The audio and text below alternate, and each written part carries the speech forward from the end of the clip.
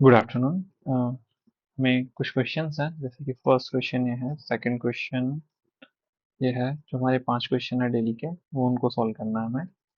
तो first question को solve करते हैं। फर्स्ट क्वेश्चन में दे रखा है कि हमें दो इक्वेशंस दे रखी हैं एक्स एंड वाई में। यहाँ से हमें एक्स एंड वाई में दो इक्वेशंस हैं, इनसे एक्स एंड वाई फाइंड करना है, जिससे हमें वैल्यू निकालनी है 4x+5 की।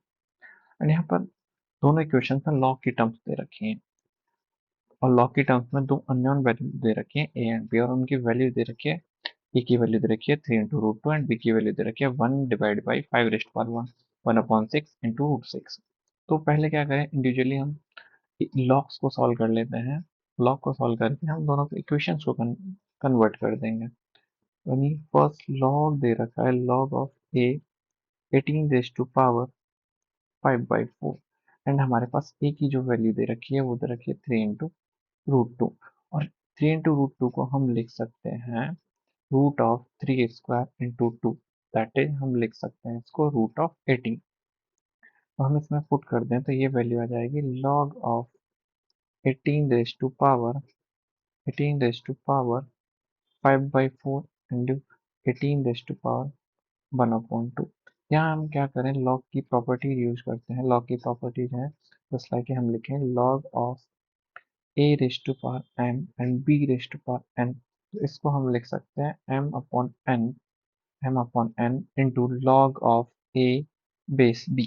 तो यहाँ पर हम सिमिलरली इस प्रॉपर्टी को यूज करें तो हमारे पास क्या आएगा, ये वाली पावर बाहर आएगी और ये वाली पावर डिवाइड में चली जाएगी। यानी यहाँ क्या लिख सकते हैं, 5/4 divide by 1/2 log of 18 base 18। और log of A base A की जो वैल्यू होती है वो होती है 1। तो यहाँ पर जो टर्म बन गई 5/4 इंटू 2/1 यानी ये जो वैल्यू आ गई ये आ गई 5/2। यानी लॉग ऑफ, हम लिख सकते हैं log of 18 raised to power 5/4 base A की जो वैल्यू आ गई 5/2। इट मीन्स हम यहाँ से लिख सकते हैं। एंड सिमिलरली हम सेकेंड टर्म को भी सॉल्व कर सकते हैं। जो सेकेंड टर्म है अपने पास वो है log of 1/√108 base B, and B की जो वैल्यू है यहाँ पर, बी की वैल्यू हमें गिवन है 1/5 1/6 इंटू √6। ये दो वैल्यूज गिवन है। तो हमें बी की वैल्यू को यहाँ पुट किया जाए, बी की वैल्यू को तो पुट किया तो यहाँ पे लिख सकते हैं log ऑफ 1080 की power 1/2 and 5 raised to power -1/6 and 6 raised to power -1/2। And यहाँ 1080 के जो फैक्टर है वो होते हैं 6³ × 5। तो यानी इस टर्म को हम लिख सकते हैं, इस टर्म को हम लिख सकते हैं log ऑफ 6³ × 5 होल पावर 1/2। और इस वाली term 5 raised to power -1/6 and 6 raised to power -1/2। Base change property, log में बेस चेंज प्रॉपर्टी लगाते हैं, इस टर्म को लिख सकते हैं। यानी दोनों टर्म्स को अलग अलग लिख के बेस सेम कर देते हैं। तो यानी इस टर्म को लिख सकते हैं log of 6 raised to power 3 × 5 whole power 1/2 and log of 5 raised to power -1/6 into 6 raised to power -1/2। दोनों का बेस 10 कर देते हैं। तो यहाँ पर देखो, फिर से हम क्या करें कि यहाँ पर ये पावर बाहर आ जाएगी, यानी पहले पावर्स को सेम बना देते हैं, इससे पावर्स को बाहर ले आए। यानी इसको लिख सकते हैं log of 6 raised to power 3 into 1/5 whole power 1/2 and divided by, इसको लिखें log of 5 into 6 raised to power 3 और होल पावर -1/6 ऐसा लिख सकते हैं। यानी पावर्स बाहर आए, ऊपर वाली 1/2, ये बना log of base 10 6³ × 5 divided by -1/6 log of 6³ × 5 base 10। यानी दोनों टर्म सेम है तो ये दोनों टर्म्स कैंसिल हो जाएंगे, ये टर्म और ये टर्म। हमारे पास जो टर्म बची वो बची तुम्हारी 1/2 इंटू -6/1, इसकी वैल्यू आ गई -3। यानी log ऑफ √1080 बेस बी की जो वैल्यू आई -3 आ गई। इन दोनों वैल्यू को इक्वेशन में पुट कर देते हैं। इक्वेशन करके 3x plus 2y equal to log of 18 raised to power 5/4 base है। इसमें इसकी वैल्यू पुट की तो इक्वेशन बनी तुम्हारी 3x plus 2y, और इसकी वैल्यू जो आई थी हमारी आई थी 5/2। इसकी वैल्यू हम लिख सकते हैं 5/2। दूसरी इक्वेशन है अपने पास 2x minus y equal to log of base b root of 1080 का स्क्वायर रूट। तो इसमें हम लिख सकते हैं 2x-y इक्वल टू -3। ये इक्वेशन 1 एंड ये इक्वेशन 2। क्या कह रहे हैं, दोनों इक्वेशन सोल्व करना है। तो इक्वेशन वन में इक्वेशन 2 को ऐड कर दें 2 से मल्टीप्लाई करके। इक्वेशन 2 में 2 से मल्टीप्लाई करके ऐड कर दें तो ये बन जाएगा तुम्हारा 3x+2y इक्वल टू 5/2। यह बन जाएगा 4x-2y इक्वल टू -6। दोनों को ऐड किया जाए तो ये टर्म हमारी कैंसिल हो गई। तो यहाँ बचा 7x इक्वल टू 5/2 -6। तो ये बन जाएगा तुम्हारा 7x इक्वल टू -7/2। तो यानी यहाँ से हम लिख सकते हैं x equal to -1/2। x equal to -1/2। And similarly हम ये क्या करें, ये वैल्यू इक्वेशन नंबर 2 में पुट कर दें। पुट इन इक्वेशन 2 में तो हमारे पास क्या आ जाएगा 2x-y इक्वल टू -3 में पुट किया तो कितना है 2 इंटू -1/2 -y इक्वल टू -3। तो इसको लिख सकते हैं -1 - y इक्वल टू -3, यानी y की वैल्यू को लिख सकते हैं हम -y इक्वल टू -2, यानी y की वैल्यू आ गई हमारे पास 2 वैल्यू आ गई। हमें जो वैल्यू फाइंड करनी है वो वैल्यू फाइंड करनी है 4x प्लस 5y की। तो 4x प्लस 5y में x और y की वैल्यू पुट करें।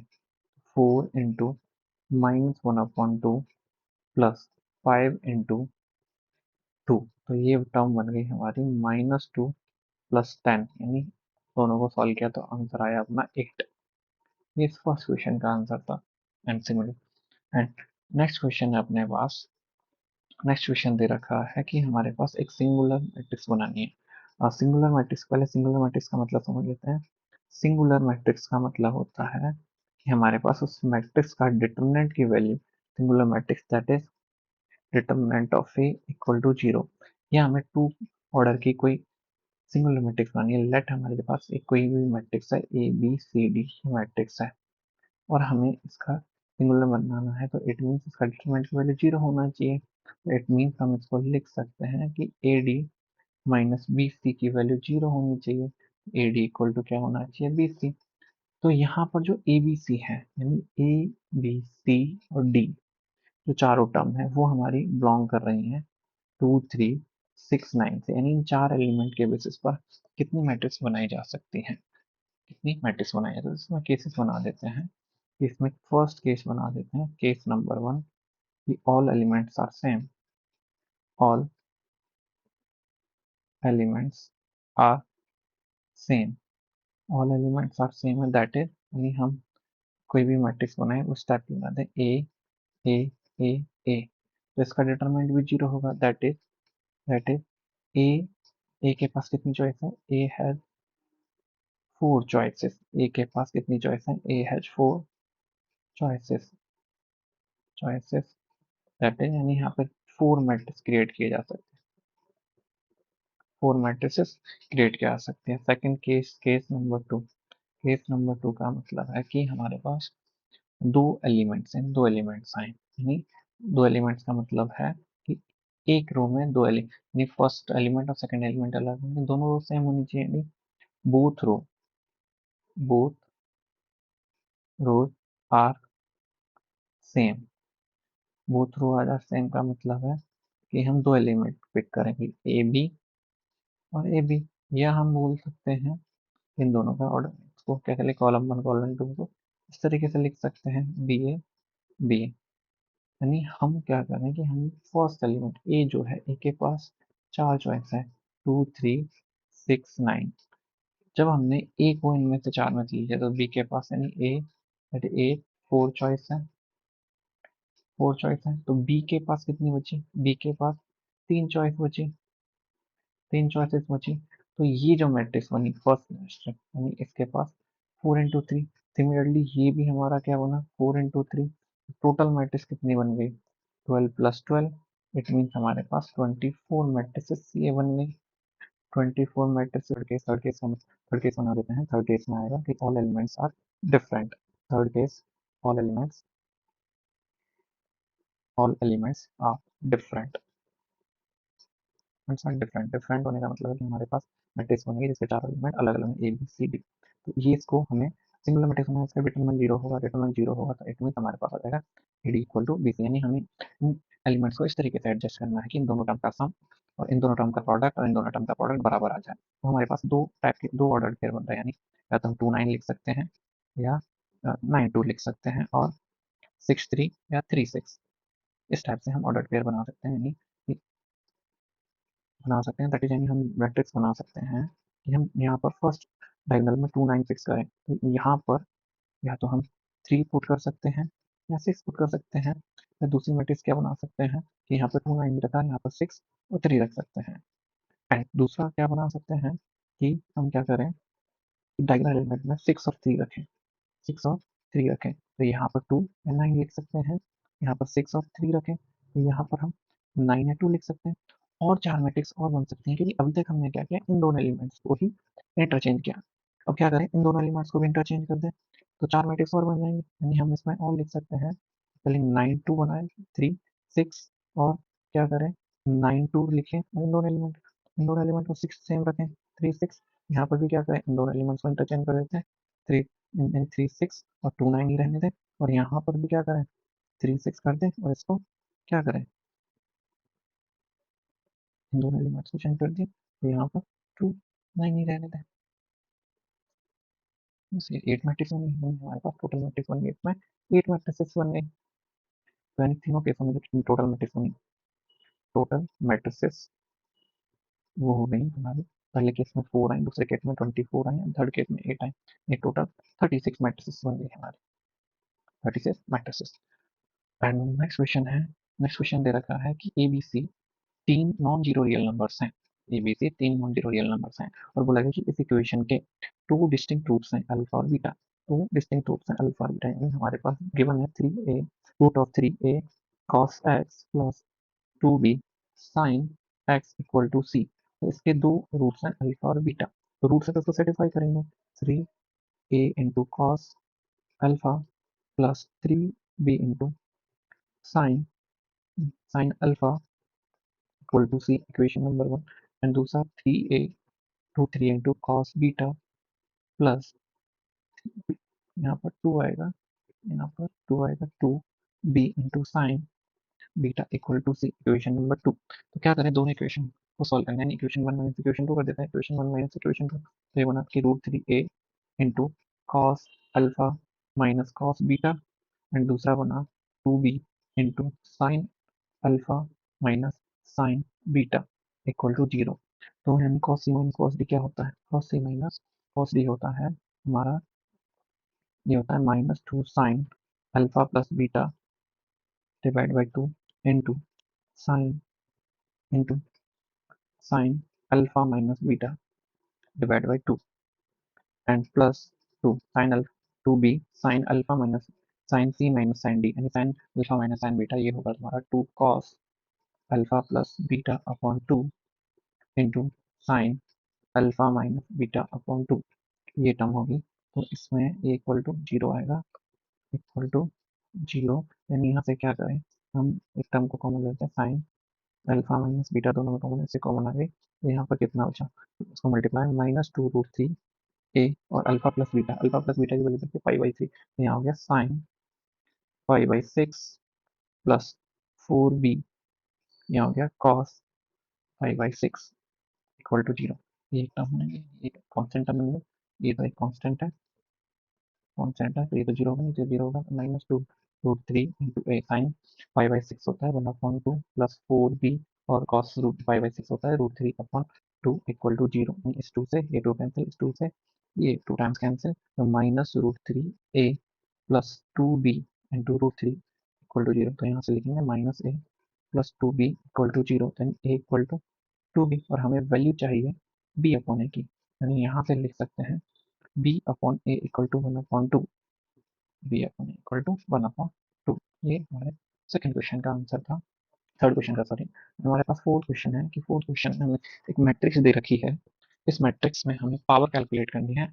ये जो मैट्रिक्स दे रखी है इसमें हमें पावर कैलकुलेट करनी है एम रेज़ टू पावर 2022। तो क्या करें, पहले हम मैट्रिक्स को सिंप्लीफाई कर लेते हैं थोड़ा सा, जिससे हमें कैलकुलेशन करने में आसान होगी। एम जो लिख रखा है वो लिख रखा है five upon two, three upon to, minus three upon two, ये माइनस वन अपॉन टू, ये लिख रखा है। ये इसको स्क्वायर ब्रैकेट कर देते हैं। तो क्या करें, इसमें सब में यहाँ पे दो टर्म में थ्री बाई टू आ रहा है, तो पूरी टर्म को थ्री बाई टू में लाए, थ्री बाई टू में लाएं तो इसको इस तरीके से लिखना है कि one plus three by two और zero plus three by two, ऐसा लिख सकते हैं। Zero minus three by two, और यहाँ लिखते हैं one minus three by two, one में से थ्री बाई टू सेपरेट करेंगे तो माइनस का वन अपॉन टू बचेगा।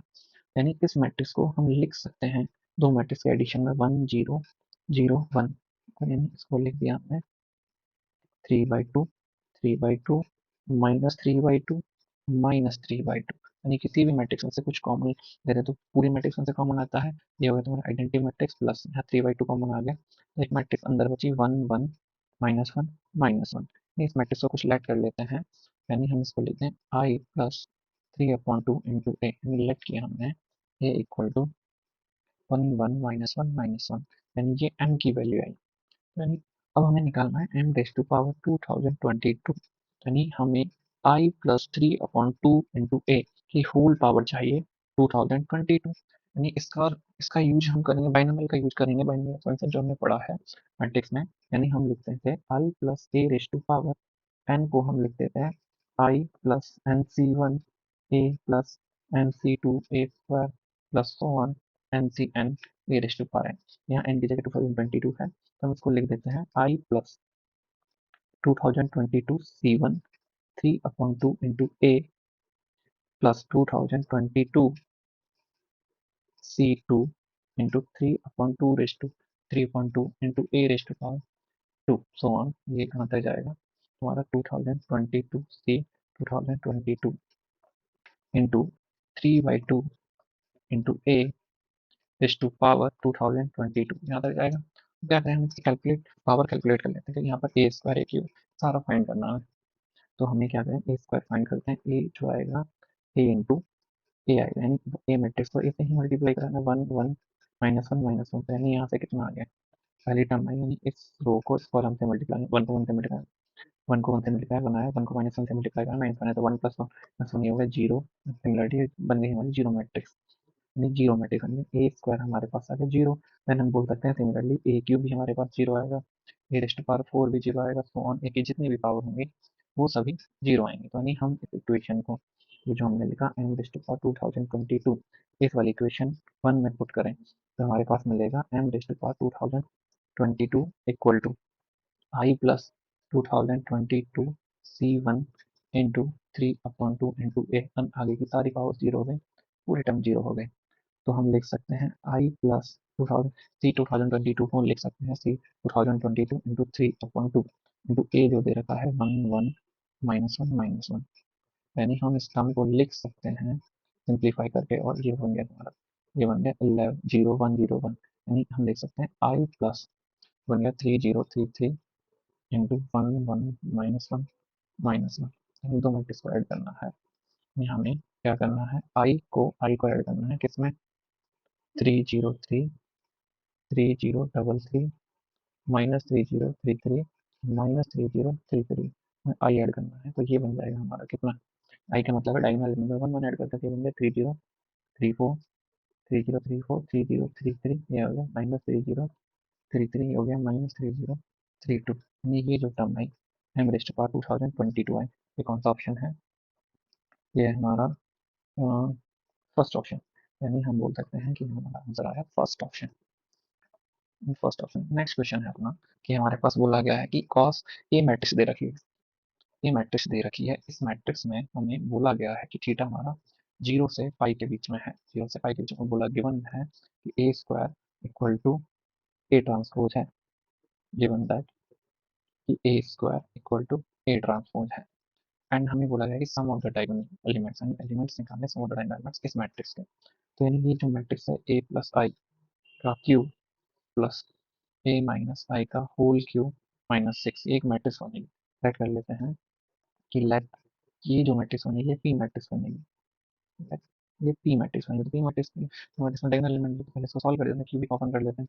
क्यूबिक ओपन करेंगे तो A cube plus B cube कितना आएगा, यानी हम इसको लिख सकते हैं A cube plus I plus three A into I into A plus I plus A cube minus A cube minus I minus three into I A minus I and minus six A, minus six A.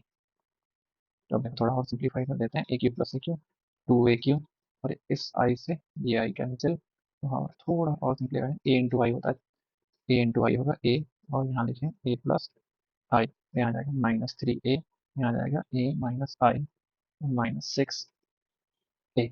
और simplify करते हैं थोड़ा, A cube plus three A common आ गया, यहाँ हो गया A plus I minus A plus I minus A plus I और माइनस सिक्स ए। तो ये बन गया तुम्हारा two A cube plus three A, और ये बन गया तुम्हारा टू ए, क्योंकि ए से ए कैंसिल हो गया है, बन गया टू टू, और ये बन गया तुम्हारा two I not two A, ये बन गया two I and minus six A. तो ये बन गया तुम्हारा टू ए क्यूब, ये बन गया सिक्स प्लस का six A into I minus six A. तो ये इसको लिख सकते हैं two A cube, A into I होगा ए ही होगा six A minus six A, तो ये कैंसिल, तो ये टर्म आ गई टू ए क्यूब। ये जो पी मैट्रिक्स आ गई वो आ गई टू ए क्यूब।